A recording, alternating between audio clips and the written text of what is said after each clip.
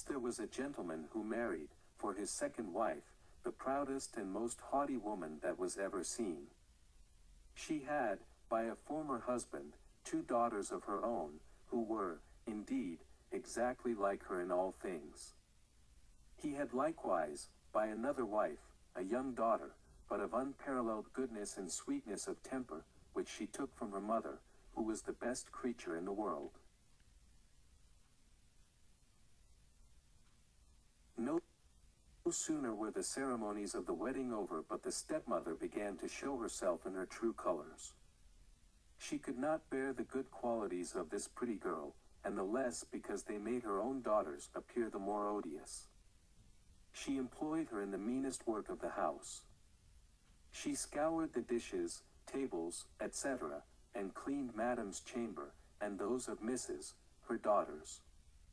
She slept in a sorry garret, on a wretched straw bed, while her sisters slept in fine rooms, with floors all inlaid, on beds of the very newest fashion, and where they had looking-glasses so large that they could see themselves at their full length from head to foot.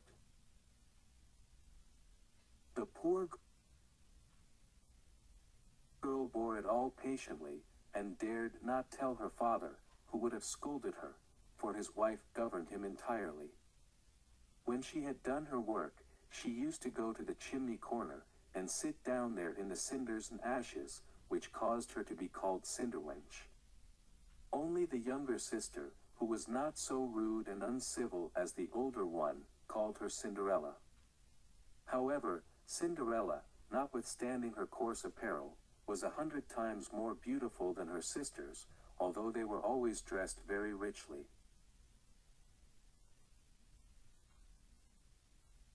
It happened that the king's son gave a ball, and invited all persons of fashion to it. Our young misses were also invited, for they cut a very grand figure among those of quality.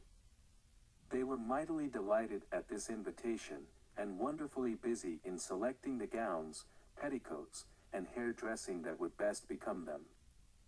This was a new difficulty for Cinderella, for it was she who ironed her sisters' linen and pleated their ruffles. They talked all day long of nothing but how they should be dressed. For my part, said the eldest, I will wear my red velvet suit with French trimming. And I, said the youngest, shall have my usual petticoat, but then, to make amends for that, I will put on my gold-flowered cloak, and my diamond stomacher, which is far from being the most ordinary one in the world. They sent for the best hairdresser they could get to make up their headpieces and adjust their hairdos, and they had their red brushes and patches from Mademoiselle de la Poche. They also consulted Cinderella in all these matters, for she had excellent ideas, and her advice was always good. Indeed, she even offered her services to fix their hair, which they very willingly accepted. As she was doing this, they said to her, Cinderella, would you not like to go to the ball? Alas, said she, you only jeer me. It is not for such as I am to go to such a place. You are quite right, they replied. It would make the people laugh to see a Cinderwench at a ball. Anyone but Cinderella would have fixed their hair awry, but she was very good, and dressed them perfectly well. They were so excited that they hadn't eaten a thing for almost 2 days. Then they broke more than a dozen laces trying to have themselves laced up tightly enough to give them a fine slender shape.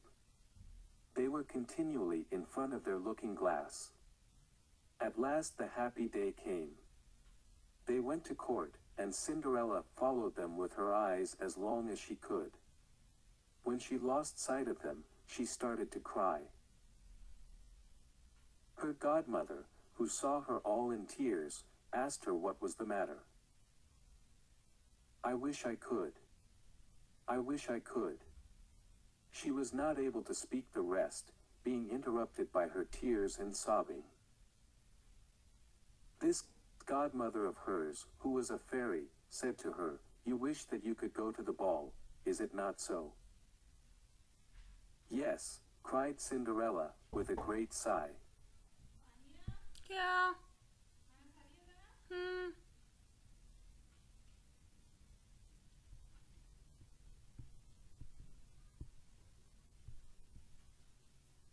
"Yes," cried Cinderella, with a great sigh. "Well," said her godmother, "be but a good girl, and I will contrive that you shall go." Then she took her into her chamber, and said to her, "Run into the garden, and bring me a pumpkin." Cinderella went immediately to gather the finest she could get, and brought it to her godmother, not being able to imagine how this pumpkin could help her go to the ball. Her godmother scooped out all the inside of it, leaving nothing but the rind. Having done this, she struck the pumpkin with her wand, and it was instantly turned into a fine coach, gilded all over with gold. She then went to look into her mousetrap, where she found 6 mice, all alive, and ordered Cinderella to lift up a little the trapdoor. She gave each mouse, as it went out, a little tap with her wand, and the mouse was that moment turned into a fine horse, which altogether made a very fine set of 6 horses of a beautiful mouse-colored dapple gray. Being at a loss for a coachman, Cinderella said, "I will go and see if there is not a rat in the rat trap that we can turn into a coachman." "You are right," replied her godmother, "go and look." Cinderella brought the trap to her, and in it there were 3 huge rats. The fairy chose the one which had the largest beard, touched him with her wand, and turned him into a fat, jolly coachman, who had the smartest whiskers that eyes ever beheld. After that, she said to her, "Go again into the garden, and you will find 6 lizards behind the watering pot. Bring them to me." She had no sooner done so but her godmother turned them into 6-foot men, who skipped up immediately behind the coach, with their liveries all bedaubed with gold and silver, and clung as close behind each other as if they had done nothing else their whole lives. The fairy then said to Cinderella, "Well, you see here an equipage fit to go to the ball with. Are you not pleased with it?" "Oh, yes," she cried, "but must I go in these nasty rags?" Her godmother then touched her with her wand, and, at the same instant, her clothes turned into cloth of gold and silver, all beset with jewels. This done, she gave her a pair of glass slippers, the prettiest in the whole world.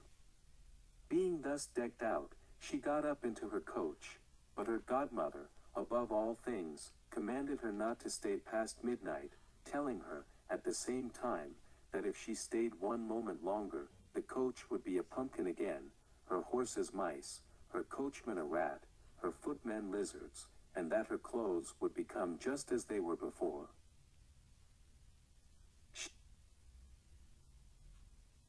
She promised her godmother to leave the ball before midnight, and then drove away, scarcely able to contain herself for joy. The king's son, who was told that a great princess, whom nobody knew, had arrived, ran out to receive her. He gave her his hand as she alighted from the coach, and led her into the hall, among all the company. There was immediately a profound silence. Everyone stopped dancing, and the violin ceased to play, so entranced was everyone with the singular beauties of the unknown newcomer. Nothing was then heard but a confused noise of, "How beautiful she is! How beautiful she is!" The king himself, old as he was, could not help watching her, and telling the queen softly that it was a long time since he had seen so beautiful and lovely a creature.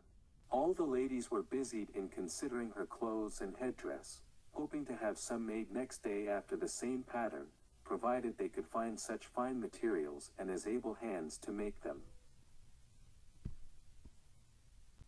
The king's son led her to the most honorable seat, and afterwards took her out to dance with him. She danced so very gracefully that they all more and more admired her. A fine meal was served up, but the young prince ate not a morsel, so intently was he busied in gazing on her.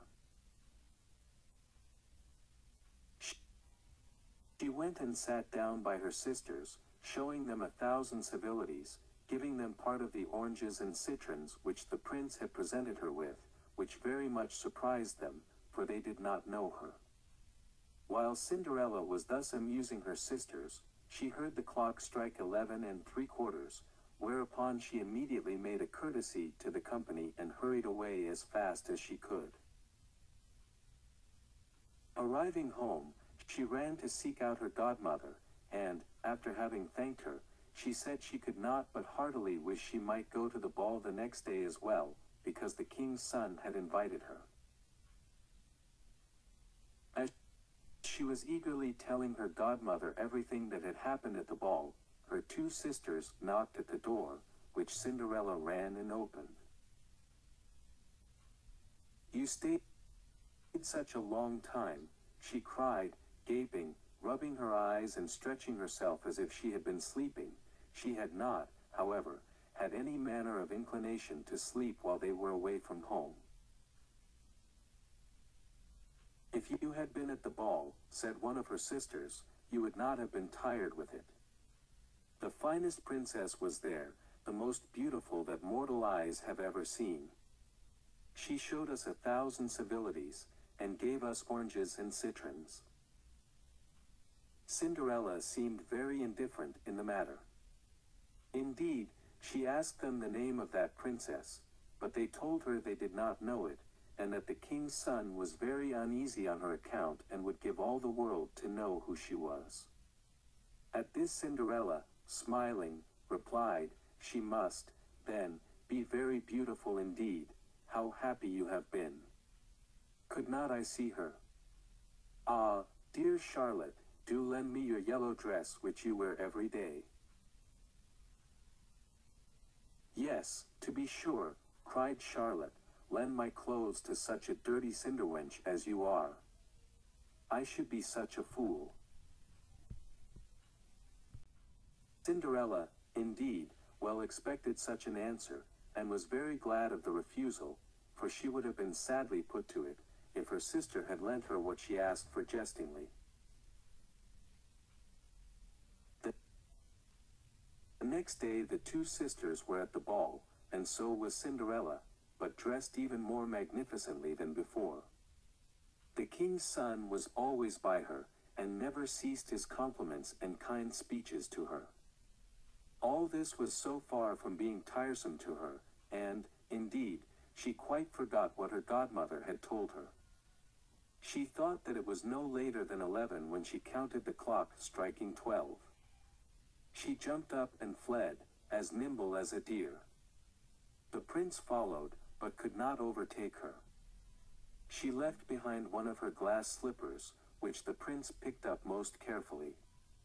She reached home, but quite out of breath, and in her nasty old clothes, having nothing left of all her finery but one of the little slippers, the mate to the one that she had dropped.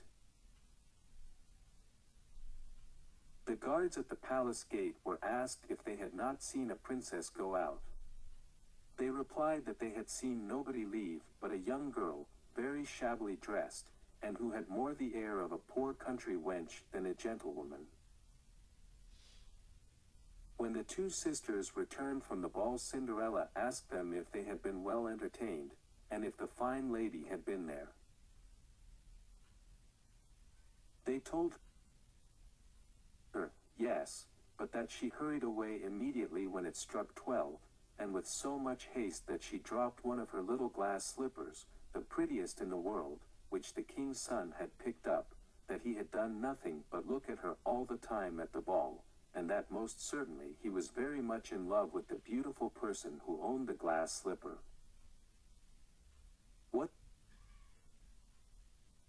they said was very true, for a few days later, the king's son had it proclaimed, by sound of trumpet, that he would marry her whose foot this slipper would just fit. They began to try it on the princesses, then the duchesses and all the court, but in vain. It was brought to the two sisters, who did all they possibly could to force their foot into the slipper, but they did not succeed. Cinderella, who saw all this, and knew that it was her slipper, said to them, laughing, "Let me see if it will not fit me." Her sisters burst out laughing, and began to banter with her. The gentleman who was sent to try the slipper looked earnestly at Cinderella, and, finding her very handsome, said that it was only just that she should try as well, and that he had orders to let everyone try. He had Cinderella sit down, and, putting the slipper to her foot, he found that it went on very easily, fitting her as if it had been made of wax. Her two sisters were greatly astonished, but then even more so, when Cinderella pulled out of her pocket the other slipper, and put it on her other foot. Then in came her godmother and touched her wand to Cinderella's clothes, making them richer and more magnificent than any of those she had worn before. And now her two sisters found her to be that fine, beautiful lady whom they had seen at the ball. They threw themselves at her feet to beg pardon for all the ill treatment they had made her undergo. Cinderella took them up, and, as she embraced them, said that she forgave them with all her heart, and wanted them always to love her. She was taken to the young prince, dressed as she was.